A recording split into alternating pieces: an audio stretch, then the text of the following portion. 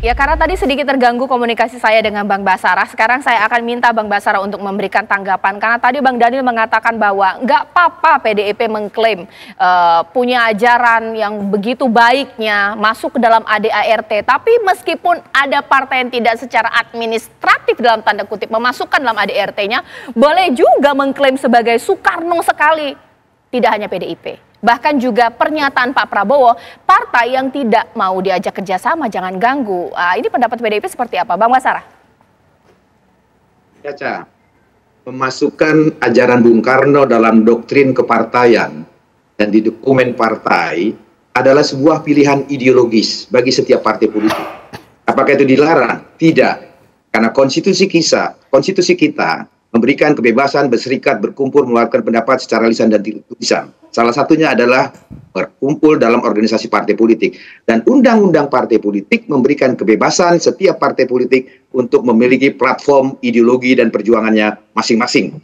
Bagaimana dengan partai politik lain? Jika ingin memasukkan doktrin ajaran Bung Karno dalam sistem kepartaiannya, tentu bebas. Karena sekali lagi itu pilihan ideologis. Jadi dengan demikian, tidak ada satupun partai politik di Republik Indonesia ini yang dapat mengklaim Bung Karno hanya menjadi milik satu partai politik itu. Justru perjuangan politik kami adalah ketika pemikiran dan ajaran Bung Karno itu menjadi milik bangsa. Pak Prabowo dalam memimpin bangsa ini menggunakan ide-ide, pemikiran-pemikiran dan legasi yang pernah dibuat Bung Karno untuk memimpin bangsa ini ke depan.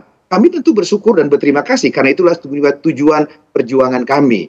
Oleh karena itu, agar tidak hanya dalam satu lip service saja mengatakan Bung Karno sebagai bagian dari sistem nilai yang dijadikan referensi, maka setiap perkataan, kebijakan, dan tindakan seorang pejabat negara, apalagi selevel presiden, harus mencerminkan legasi apa yang pernah diwariskan oleh para pendiri bangsa kita, baik Bung Karno maupun pendiri bangsa yang lain. Salah satunya misalkan soal memimpin negara dengan cara-cara yang demokratis, yang berdasarkan hukum, dan lain sebagainya. Saya kira pada titik itu, Caca, kami memberikan aksentuasinya.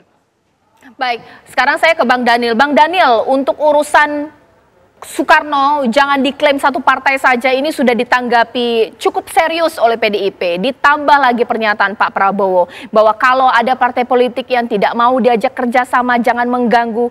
Partai mana sih Bang Daniel? Karena di sini ada Bang Basara dari PDIP.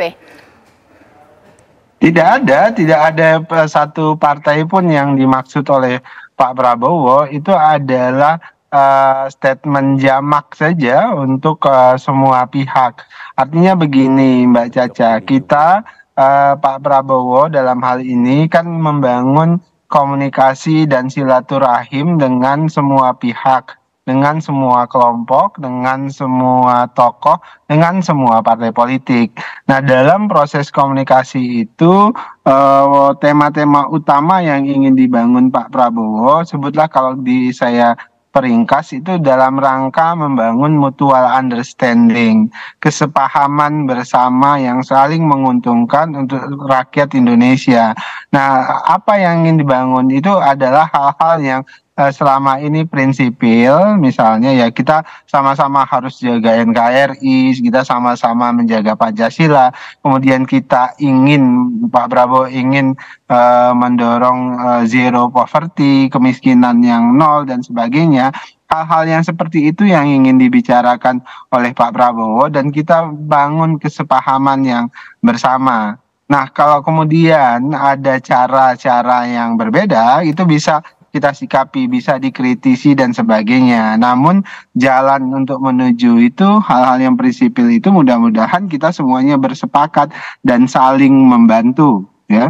Nah, tapi jangan sampai kemudian dalam tradisi gotong royong, misalnya tadi yang juga disebutkan oleh Mas Basara, kemudian semua yang ingin dilakukan oleh pemerintah, semua yang nanti ingin didorong oleh pemerintah karena kita berbeda posisi, kemudian semuanya terkesan salah, semuanya terkesan keliru dan sebagainya. Nah, Pak Prabowo ingin membangun komunikasi dan kerjasama politik dalam frame yang konstruktif, begitu. Nah, di mana kita bisa saling dukung untuk hal-hal yang sangat prinsipil, tapi kemudian kita bisa berbeda terkait dengan cara-cara. Nah, itu yang kemudian Pak Prabowo sebutkan, jangan sampai kita mengganggu yang dimaksud Pak Prabowo adalah kalau kemudian ini baik, program itu baik, langkah-langkah pemerintah itu baik, ya harus didukung bersama-sama, jangan kemudian diganggu. Kira-kira begitu. Bang Basara, nah ini semakin ditegaskan mengganggu di sini adalah bahwa partai politik yang tidak mau bekerja sama atau berkoalisi jangan melihat apa yang dilakukan oleh pemerintah Pak Prabowo nanti salah, jadi harus benar semua atau bagaimana ini, Bang Basara, boleh dijawab? Bukan begitu, Caca, terjemahannya. Boleh dijawab, Bang. Caca, ini kelihatannya saya dan Bung Daniel ini akan segera berganti posisi. Dulu selama 9 tahun, terutama di awal Pak Jokowi memerintah, saya ini seperti Bung Daniel ini, harus datang ke TV, menjelaskan, mengklarifikasi setiap pernyataan-pernyataan Presiden Jokowi, karena kami partai pemerintah pada waktu itu. Jadi siap-siap menangkis terus ini Bung Daniel ke depan. Yang kedua, saya kira mengenai pernyataan parpol di luar koalisi jangan mengganggu itu original kontennya itu Pak Prabowo yang paling tahu. Ya, Pak Prabowo yang paling tahu. Tapi tentu kami berharap sebagai bagian dari kekuatan partai politik yang sah di Republik ini, punya parlemen, di parlemen DPR RI sampai kabupaten kota dan lain sebagainya, berharap pemerintahan yang kelak dipimpin oleh Pak Prabowo per 20 Oktober yang akan datang adalah pemerintahan yang memang betul-betul sesuai dengan sistem negara Pancasila yang kita anut, yaitu sistem demokrasi yang juga berdasarkan atas hukum. Maka oleh karena itu kekuasaan pemerintahan negara juga ada batasnya. Oleh karena itu diberikanlah kewenangan kepada DPR RI yang salah satu kewenangannya adalah kewenangan mengawasi jalannya kekuasaan pemerintah negara. Kalau sistem bernegara ini kita terapkan dan kita praktekkan, maka tentu tidak ada lagi pernyataan-pernyataan yang jika ada hak-hak konstitusional yang digunakan oleh partai politik yang punya kewakilan untuk mengkritisi kebijakan-kebijakan yang dianggap tidak sesuai dengan Pancasila, konstitusi, dan peraturan perundang-undangan sebagai sesuatu yang dianggap mengganggu kekuasaan pemerintahan. Sebab salah satu syarat kita berdemokrasi adalah kesediaan untuk mendengar, kesediaan untuk mengkritik. Maka oleh karena itu kita membedakan mana kritik, mana fitnah. Sehingga oleh karena itu kita punya pengalaman selama 10 tahun menjadi kekuatan di luar pemerintahan Susilo Bambang Yudhoyono.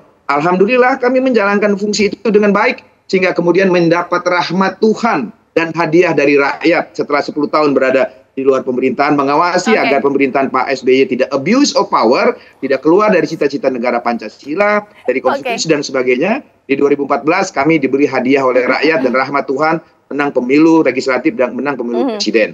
Saya kira itu harapan kami dari PDI Perjuangan, dan mudah-mudahan diksi tidak mengganggu itu tidak dimaksudkan untuk merusak sistem demokrasi yang kita anut di negara kita ini, Caca. Mungkin pertanyaan terakhir saya ke Mas Agung. Mas Agung, yuk kita ke judul saya aja. Dengan singgungan terhadap soal Bung Karno, bahkan juga soal jangan mengganggu tadi, apakah sudah fix bahwa Pak Prabowo meninggalkan PDIP atau PDIP yang sudah meninggalkan duluan Pak Prabowo? Boleh dijawab. Masih 50-50 kalau saya prediksi sementara, Bang Basara, Mas Daniel. Bang Daniel, jadi saya melihatnya memang kalau PDIP beroposisi itu kan emang agak ngeri-ngeri sedap ya. Karena terlatih, DNA-nya itu memang DNA perjuangan. Saya flashback ke beberapa tahun sebelumnya. Sebagaimana nama partainya memang berjuang terus gitu. Di masa Orde Baru, bahkan pasca reformasi dengan Pak SBY juga PDIP berjuang terus gitu. Nah sekarang ujian bagi PDIP apakah mampu menunjukkan keoposisian yang substantif yang ditakutkan Pak Prabowo yang kemudian dinarasikan sebagai mengganggu. Sebenarnya itu bagian dari check and balances saja seperti itu. Nah yang kedua saya juga melihat ini juga ujian bagi Pak Prabowo.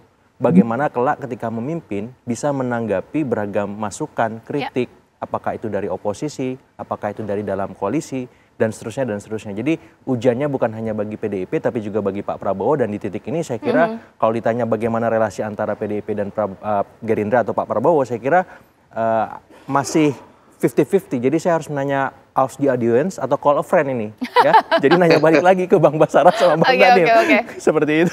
Oke. Terakhir mungkin singkat-singkat saja 1 menit Bang Daniel, ini apa yang mungkin disampaikan karena 2 pernyataan ini saja. Sebenarnya ada banyak tapi mungkin tidak bisa saya membahas ya di sini. Karena dari awal pernyataan Pak Prabowo pun langsung ditanggapi oleh berbagai macam kader-kader dari PDIP nih, Bang Daniel. Pertama ya tentu Pak Prabowo sejak awal punya spirit Bung Karno. Bung Karno adalah role model politik Pak Prabowo selama ini, dan pikiran-pikiran Bung Karno itu seringkali dan selalu dihadirkan Pak Prabowo ketika memimpin Gerindra, kemudian menjadi Menteri Pertahanan, dan insya Allah ketika beliau dilantik menjadi presiden. Nah, semangat, spirit Bung Karno, warisan pemikiran itu pasti dibawa Pak Prabowo dalam kebijakan pemerintahan beliau nanti. Kemudian kedua, menjaga demokrasi yang sehat itu adalah janji politik Pak Prabowo sejak awal.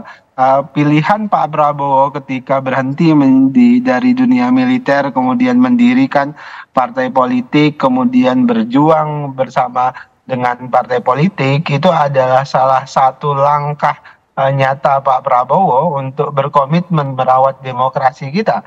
Dan Pak Prabowo juga selama ini dikenal sebagai orang yang tidak mudah baper ketika hadirnya kritik-kritik sekeras apapun, bahkan banyak yang menghina dan sebagainya. Pak Prabowo tidak pernah sama sekali melaporkan atau memproses secara hukum, karena Pak Prabowo percaya betul bahwasannya kebebasan ekspresi yang bertanggung jawab itu adalah menjadi bagian instrumen penting dalam demokrasi. Jadi jelas komitmen merawat dan menjaga demokrasi itu adalah bagian komitmen penting dari Pak Prabowo.